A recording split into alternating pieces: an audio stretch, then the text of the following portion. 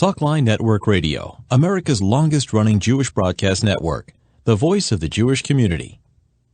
Welcome to the podcast. And now, you're listening to Talkline with Zev Brenner, America's premier Jewish broadcast on the air since 1981. And now, here's your host. Welcome back to the program, Zev Brenner. To Israel we go via the west side of Manhattan. Michael Eisenberg is co-founder and general partner of Aleph, an early-stage venture capital fund with over $500 million under management. He's been a venture capitalist for 25 years.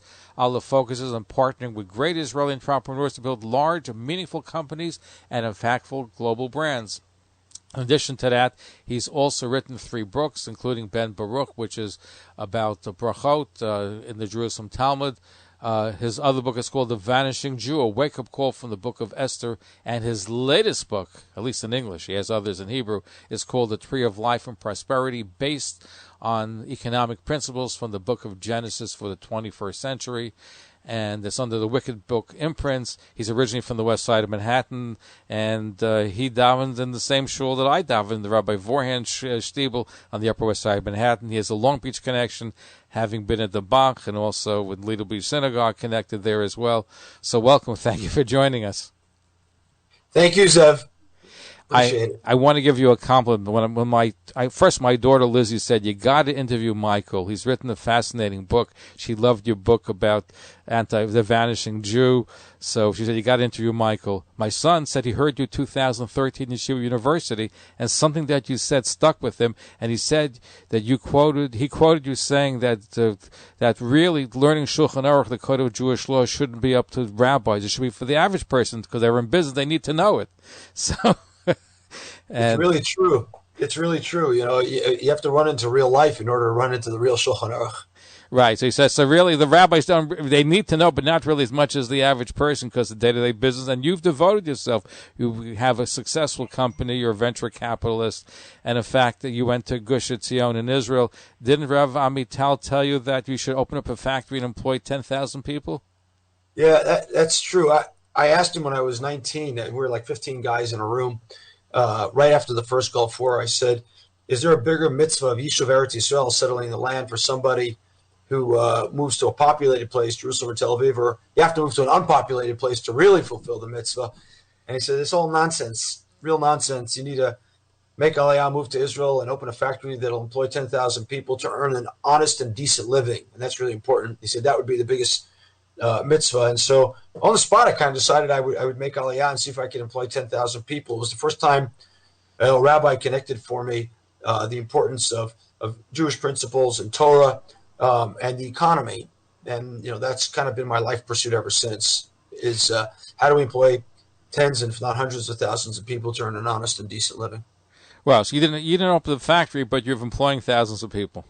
The factories turn out to be passé in the 21st century. It's all about technology now, and I've been really blessed to be, in the innovation economy and technology, and feel very fortunate about that. So how'd you get involved with that? Here you are from the United States. You were inspired to move to Israel by going to yeshiva in Israel. How'd you go from there, from being a very successful venture capitalist? I actually started in political consulting. That was my first job when I got to Israel. I worked for a firm based in Boston for a year and a half or so.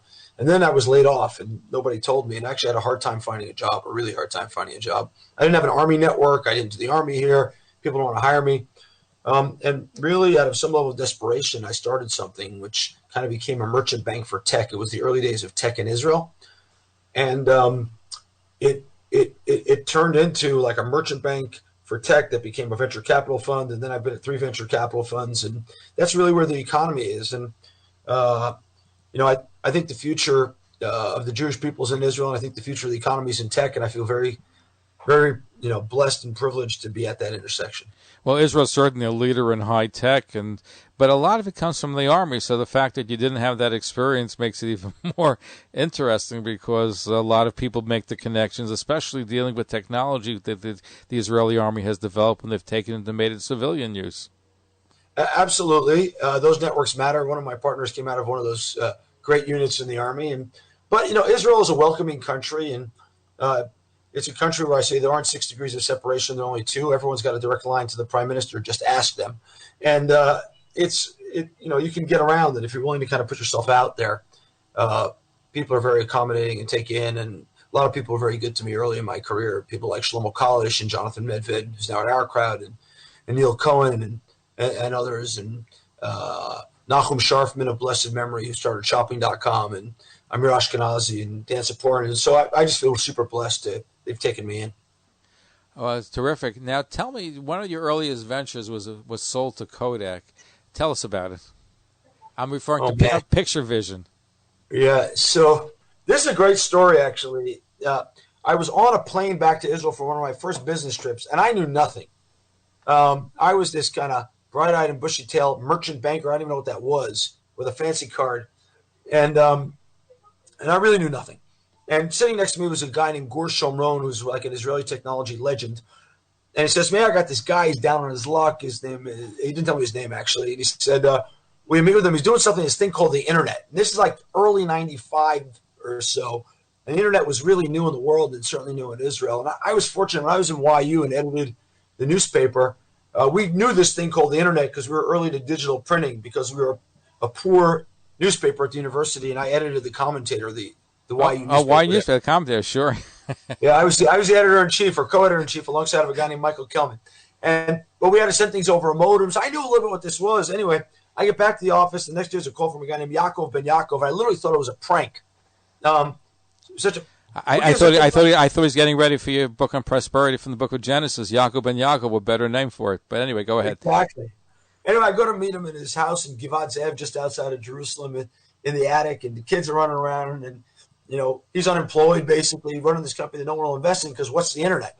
And he was digitizing pictures, negatives. There used to be a thing called negatives. People may remember that. And uploading them to the browser, this thing called the Internet, and you could send them across the world, I would say instantaneously, except it took a lot of minutes because bandwidth was slow. It was the early days, and browsers were slow. Netscape had just come out a few months earlier, but it captivated me. And my family lived in America still.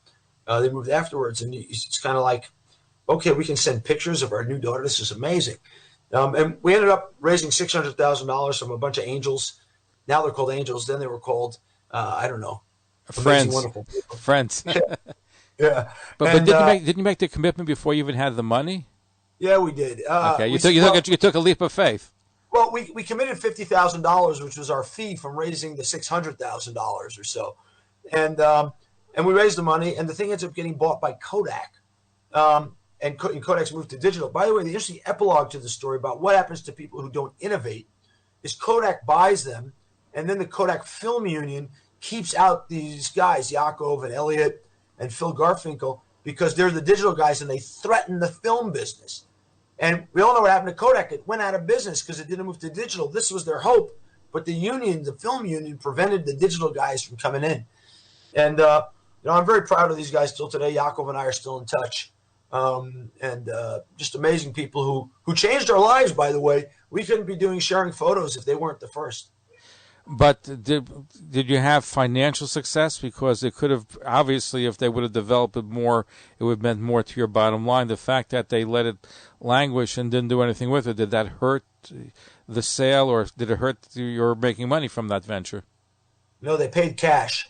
Really important lesson in investing is if you don't believe in the company that's buying you, take cash, not stock. Or if you get the stock, sell it. So, no, but they paid us cash. It was fine. They paid. But they did when it was their problem and their loss. Okay, terrific. Okay, because they didn't give you just shares; you got actual cash. So that's a good lesson for people to learn. We only got cash at the time.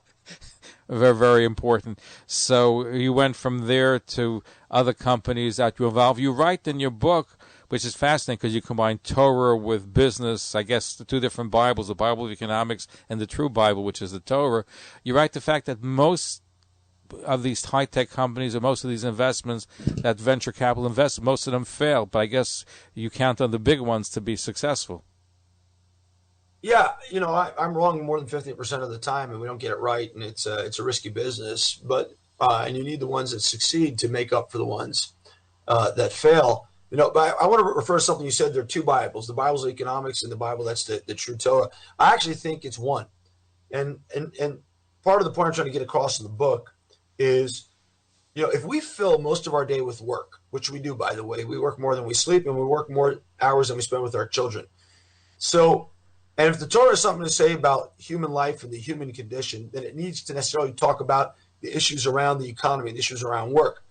The parsha about Avram coming to the land of Israel, the word rechush, possessions, is said 7 times. That's what's called in German a Leitworter, or in Hebrew, it's called a milah mancha, which is a leading word, a word that tells what it's about. And it's about possessions and Avram's treatment of wealth. And we know that Noah is an inventor. He invents the plow. He invents fermentation and wine. And if you go all through the book of Genesis, Bereshis, you will discover that innovation, economy, business, money is a core topic. We have a whole parsha dedicated to Avram negotiating his purchase of, the burial cave, the Marat HaMachpelah in Hebron. We have large portions dedicated to Yosef's managing of the economy in Egypt. In fact, by the way, the Abarbanel asks, why are there so many chapters dedicated to Yosef's managing the economy of Egypt? Shouldn't this be in the historical annals of Egypt? And the answer is no, it shouldn't, because the Torah has what to say about how we manage a national economy, because the Torah has what to say of how we manage wealth. The Torah has what to say about innovation, and the Torah has what to say about negotiation. That's core to what the Torah is. No, you're absolutely right, but people tend to separate. Listen, the Torah has everything there, how to conduct business, and if you're ethical, I know we'll talk about the fact that you like working with companies that are ethical, and you've pulled out from ones that were not. This is a way of life, which also includes business, but people tend to look at business as one realm and look at Torah as something else. But the truth is, and this is the whole concept even of Torah Mada, the Torah encompasses everything. You mentioned Avraham. He was the first fundraiser, by the way, and a very successful one. But business didn't, according to the rabbis, business didn't spoil him, because he went to Egypt poor, came back laden with gifts and lots of money, but he still stayed at the same dinky hotels that he stayed on the way in, with the rabbis teach us to show us that he didn't let the wealth spoil him. Yeah, by the way, I think Avram goes wealthy to Egypt. He doesn't go poor to Egypt. Well, actually, they put down at least a comment, maybe there's a discussion, that he didn't have. In fact, I think it was Rashi said he stayed at the same hotels when he didn't have money, that when he had money on the way back, he made a point of going to the same ones. Yeah, I think you're correct about Rashi, but I think if you read the actual text, that's not what happens. He has wealth and possessions when he comes. Rashi interprets the fact that there's a famine, if my memory serves me correctly, as that he becomes unwealthy, but we have no proof for that in the text. He goes with wealth and he comes back with more wealth. It says kaved me'od. He's very well laden. Before that, he was just wealthy. Now he's super wealthy when he leaves Egypt. The big difference is Lot, by the way, and this is a super important thing, which is that when Avram leaves Haran, his birthplace, or maybe the place he lived, depending on the commentary, and he comes to the land of Canaan, Israel, the Torah tells us that he comes with his wife and 70 souls and all his possessions and Lot. Right. Now, why does it tell us about Lot? We only know one thing about Lot. You know what it is? He loved money. No, that we don't know that yet. He doesn't have any yet. He's an orphan. Lot is an orphan. We know that his father dies. That's what we know from the end of Parshas Noach. We just forget it. And so the Torah is already telling us that if Avram comes laden with wealth to the land of Israel, most important is to take care of the orphan. Then they go down to Egypt. And the thing we know when they leave Egypt is not only is Avram very wealthy, Lot is now wealthy as well. It tells us that Lot also has wealth when they leave Egypt.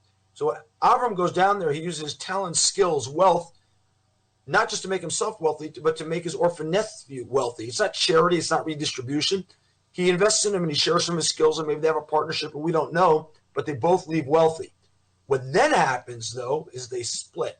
They start splitting even before Lot goes to Sodom, in that Avram goes on a spiritual pursuit. The word used in the Torah is masa'av, is spiritual pursuits, and he does it alone. Whereas Lot thinks that I made money because I'm successful, talented, and I did it myself, and I want to go to a place where no one's going to bother with me about wealth, and I can be selfish. That's called Sodom. And Avram said, we got to keep spreading this. We got to keep investing in people and raising them up as well in a challenging economy. And that's the difference between the two of them.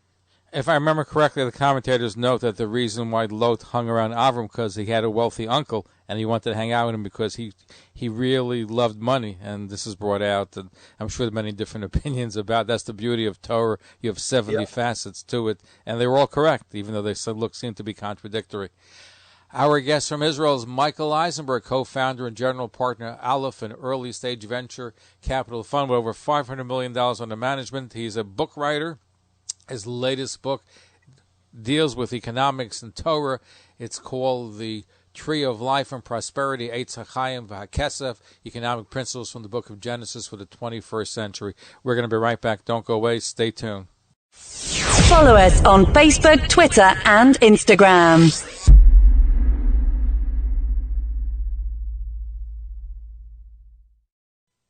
Talkline radio and TV with Zev Brenner is just phenomenal. Everybody concerned about the Jewish community should listen and watch. He has the best guests. He asks the most interesting questions. He's always so well prepared. It's talk radio and television from a Jewish point of view at its very best. To advertise on the Talkline network and Talkline's email and social media blasts reaching over 70,000 people, please call 212-769-1925, extension 100. That's 212-769-1925, extension 100. Or email info@talklinenetwork.com. You're listening to Talkline with Zev Brenner, America's premier Jewish broadcast on the air since 1981. And now, here's your host. Welcome back to the program. Zev Brenner. Michael Eisenberg is our guest, co-founder and general partner at Aleph, an early-stage venture capital fund with over $500 million under management. He's been a venture capitalist for 25 years. His company, Aleph, is partners with great Israeli entrepreneurs to build large, meaningful companies and impactful global brands. He's written a few books. His latest one is entitled The Tree of Life and Prosperity, Eitz HaChaim V'HaKesef, Economic Principles from the Book of Genesis for the 21st Century. It's a wicked son book. Why did you pick a wicked son from Exodus as opposed to the righteous son or the son who doesn't know how to ask? I didn't pick anything, is the truth, but my publisher, that's their imprint for their Jewish books. I think, it stands out. We have a saying at Aleph at our fund, different is better than better, and I guess they've taken that on. The fact that you asked the question means that the brand is working.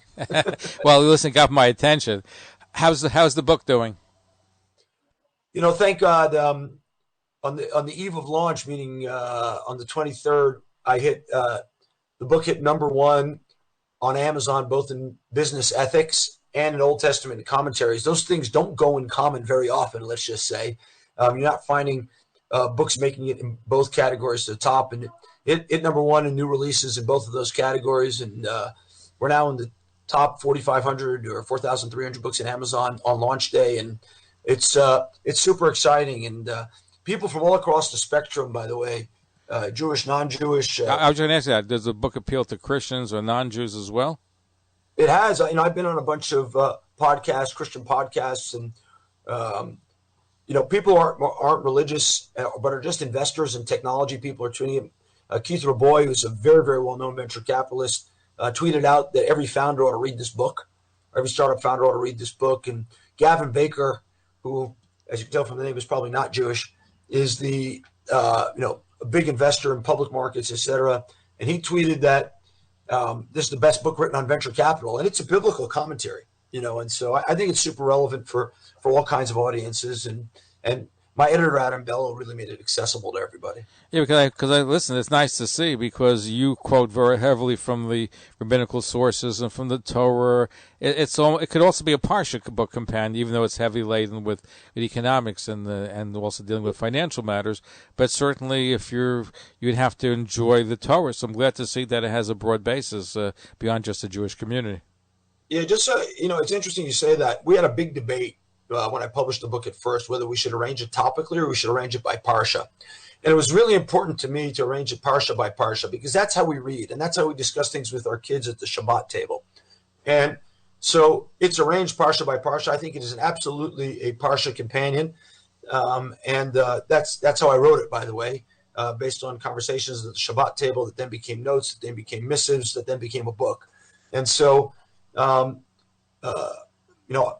don't read it anymore, but I hope people read it alongside the Parsha. We start Bereshis in a few weeks, and I hope people do that.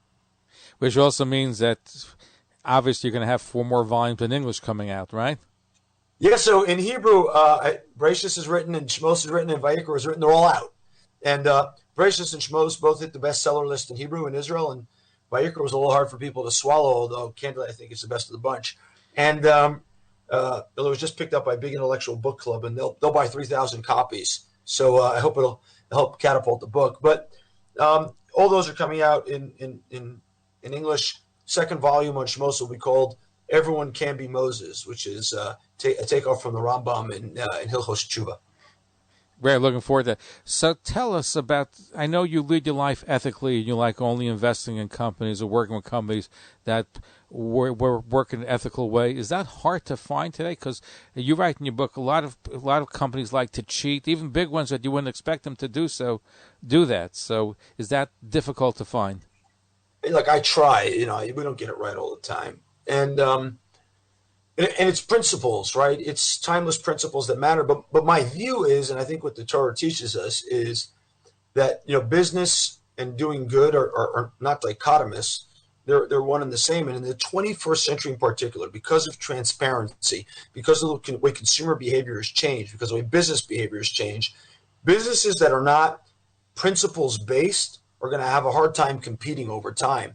And I'm an investor. I'm not, I give charity on the side also, but this is not a charitable view. This is, I think, the best businesses are based on these timeless principles as articulated in the Torah. And I think these timeless principles will create better, longer lasting businesses in the 21st century. And my investors, it's not my money. I get money from limited partners, from investors, big endowments around the world, expect me to deliver outsized returns, especially given the risks that I take. And I think these principles lead you to deliver outsized returns, and that's the goal. So have there been companies that looked very profitable that you wanted to be involved with and you felt they were not ethical, that you said, I'm not going to invest with them? Anything stands out in your mind? So there was a company where, for my balance sheet, I probably messed up. But when I went to look at the customer base, I noticed that most customers were losing money. And I couldn't bring myself to invest there. And candidly, I don't invest in China. And that's probably been a losing strategy on a personal basis. It's not the focus of my fund. But my view is, and has been, that freedom is a precondition for capitalism. And capitalism in this sense, I don't mean the system of the economy, but out of the notion that you own your own property. The Torah says, that God promises Avram that he'll leave Egypt with a lot of rechush, property. Now, why? Who cares? Just get them out of there. They've been slaves for 210 years, 400. Get them out. And the answer is that part of being free is owning property. And that's a statement as to whether you're free. And by the way, when you get to the 10 Commandments, the Aseret Dibrot, you see that you have something, do not steal and do not covet. Lo tignov and lo tachmod. Well, why? Because there's private property. You don't need those commandments if there is no private property. And so if you're not free, you don't own anything. And my view of China was, if you're not free, you don't own anything. And when Ant.com, started by Jack Ma, had their IPO canceled by the Chinese Communist Party and government, I think everyone woke up and said, you don't own anything if there's no freedom. And like I said, over the long term, the balance sheet may have suffered from this over the recent term. But I think over the long term, this is a winning strategy. Well, I think right now the world seems to want to move away from China because too much economic power and products are based there. So I think the world is coming to a view that it should be diversified. Not everything should be almost exclusively made in China. So in the long term, your strategy, I think, may pay out. Yeah, like I said, I may have given up some short-term profits, but I think in the long term, the strategy is correct. Certainly avoid some embarrassment. We need freedom. And I would assume that you would not invest in a company such as Ben & Jerry's, which is getting a lot of controversy in Israel and here, right? Well, Ben & Jerry's is owned by Unilever, so there's no opportunity to invest in Ben & Jerry's. But I will say about Ben & Jerry's, this will shock some of your listeners. I'm actually really happy that they did what they did. Really happy. Why? Now I know not to buy their ice cream. And before that, they could have been supporting all sorts of nefarious causes, and I wouldn't have known.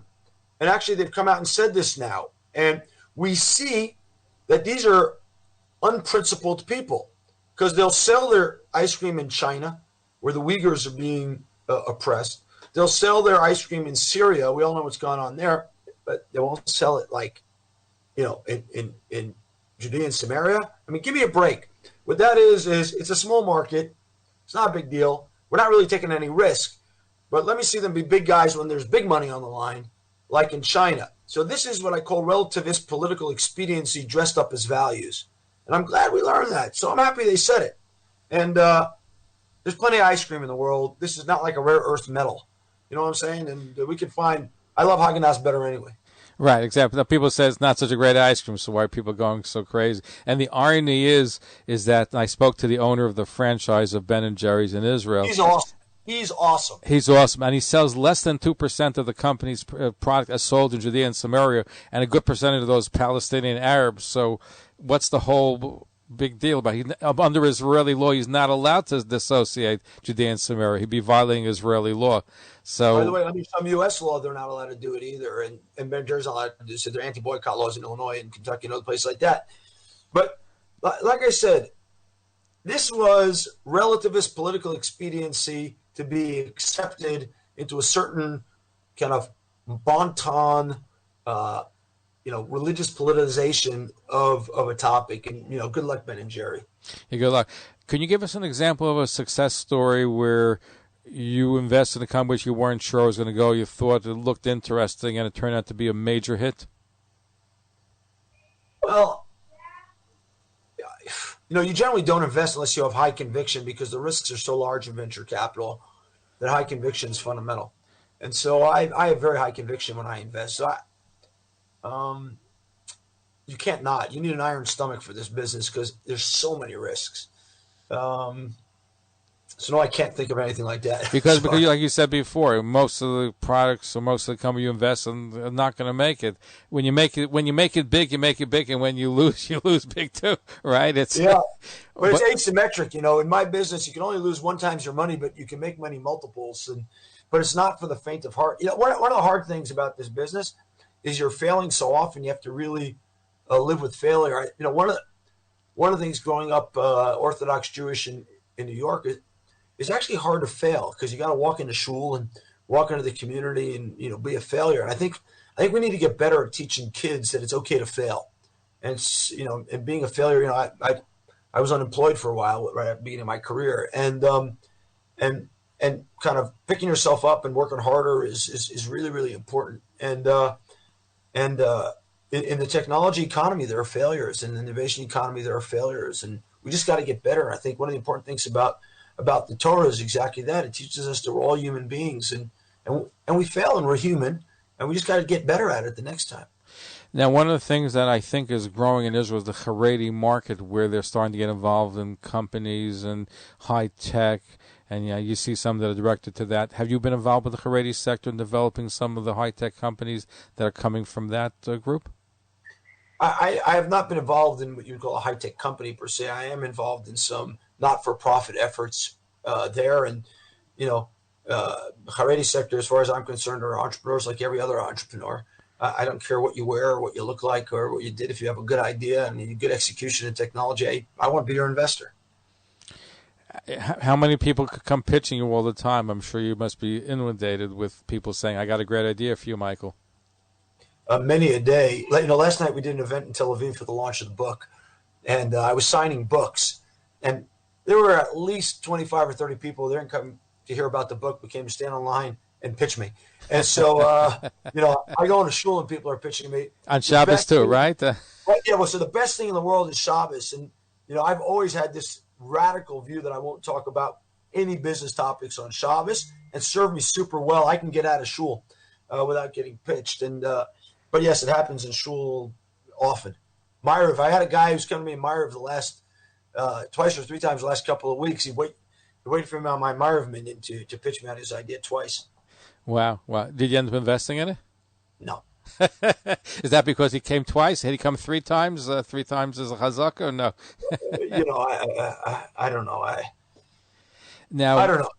You've written the book, of course, dealing with Torah themes, and as my son Menachem Lev said, he heard at YU, that's the thing that stood out, is that how important it is to incorporate these Jewish values, Jewish halacha, Jewish law in the business practice on a day-to-day basis. Is there a particular personality in Chumash that you find embodies, the business and the ethical, and somebody we should emulate? I think there's different lessons from different people in the Torah. I am much more struck by the ongoing themes than I am by the individuals in the Torah and what we can learn from these different individuals, but in context. And so, I think they're there to teach us timeless lessons. But I will mention Noach. I think the story of Noach is really, really, really instructive. Everyone thinks about Noach, says, oh, who's Noach? He built the ark. Oh, and he saved the world from the flood. But I think the definitional stories around Noach are actually not about the ark. They're about before and after the flood. And before the flood, Chazal say, the sages say that Noach invented the plow, but it's in the verses. If you just read them carefully, it's in there.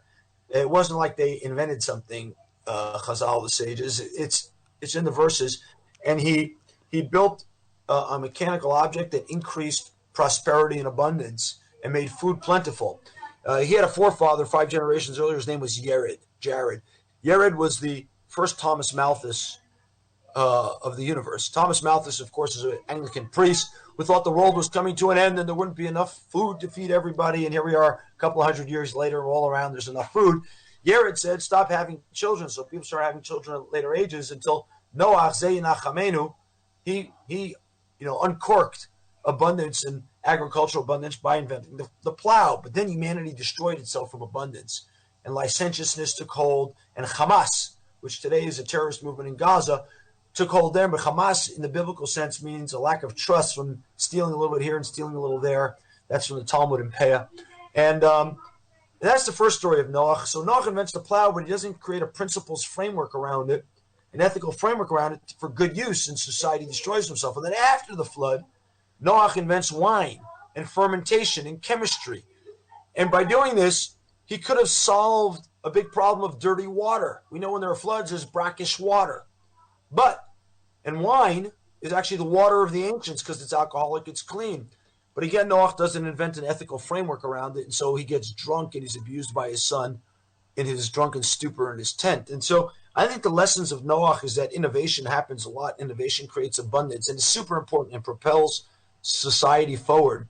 But if we don't build a principles framework around it, we're going to get in trouble. Well, I think Noach gets a bad deal. I believe that they talk about, even the commentators, and Rashi talks about the fact that would he been a righteous person in another generation. I think that he not only invented the plow, he also was the first one to recognize and give honor to grandparents. He did so much, and we are all children of Noah. He saved humanity. He doesn't get as much credit for that, even though people say we're from Adam, the first man. But Noah certainly was an innovator.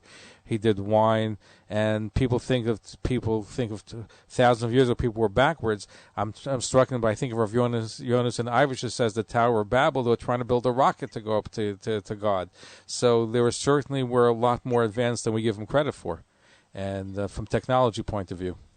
Yeah, there's innovation in every generation, and every generation, has its own challenges. Before I let you go, Michael, what has been your biggest challenge? That's a really great question.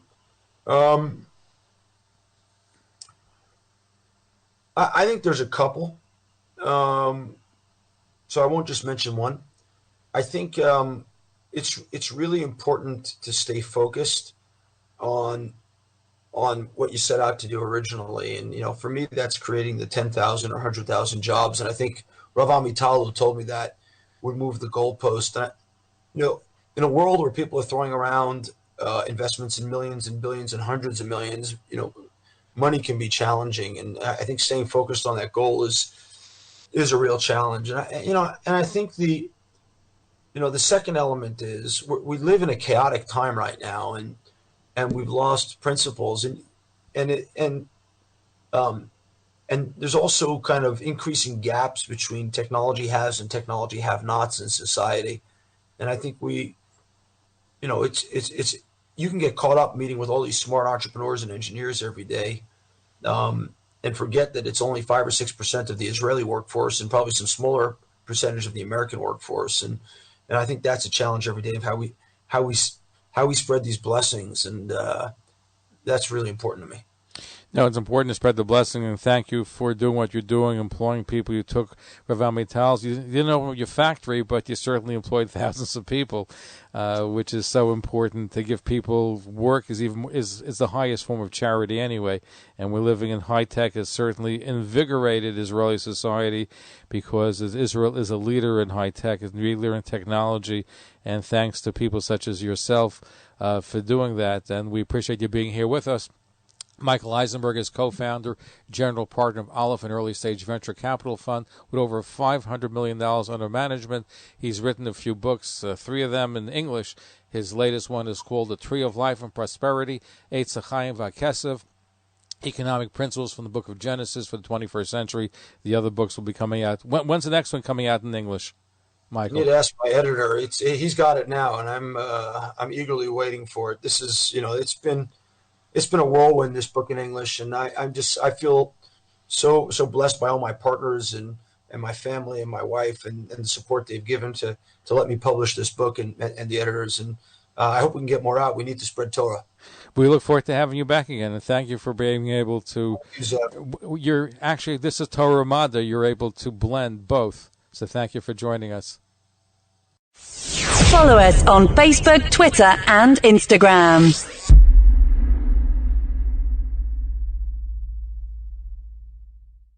Thanks for listening.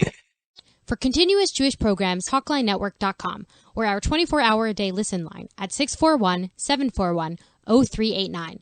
For past shows, you can find us on iTunes, Spotify, Amazon, YouTube, Instagram, and all major podcast platforms, or jewishpodcast.org. Thanks for listening to the TalklineNetwork.com. Talkline Network Radio, America's longest-running Jewish broadcast network, the voice of the Jewish community.